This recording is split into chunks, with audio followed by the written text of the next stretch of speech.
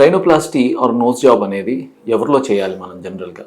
Only cosmetic purposes అయినా లేకపోతే వేరే అదర్ కండిషన్స్లో కూడా మనం రైనోప్లాస్టీ చేయొచ్చా?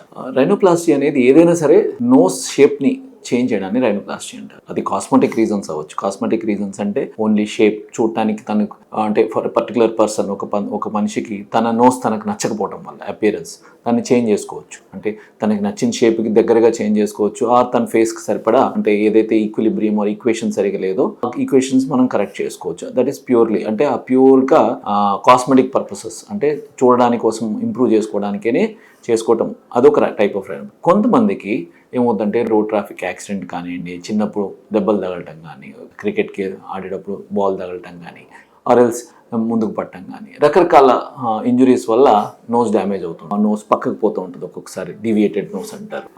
ఒక్కొక్కసారి లోపల ఏమవుతుందంటే సెప్టమ్ అంటే నోస్ ముక్కులో అడ్డు కూడా ఉంటుంది, రెండు నాస్ట్రిల్స్కి డివైడ్ చేసేది. ఆ అడ్డు కూడా దాన్ని సెప్టమ్ అంటారు. ఆ సెప్టమ్ కూడా స్ట్రైట్గా ఉండకుండా వంకరగా ఉండొచ్చు. ఎస్ షేప్ ఉండొచ్చు, సి షేప్ ఉండొచ్చు, ఆర్ఎల్స్ ఆ టిప్ దాకా వచ్చిన దాకా నిక్సన్ నోస్ అంటారు. ఆ టైప్ ఆఫ్ నోస్ టిప్ ఒక్కటే వంకరగా ఉండొచ్చు. ఒక్కొక్కసారి ఒక నాస్ట్రిల్ మొత్తం బ్లాక్ అయిపోవచ్చు.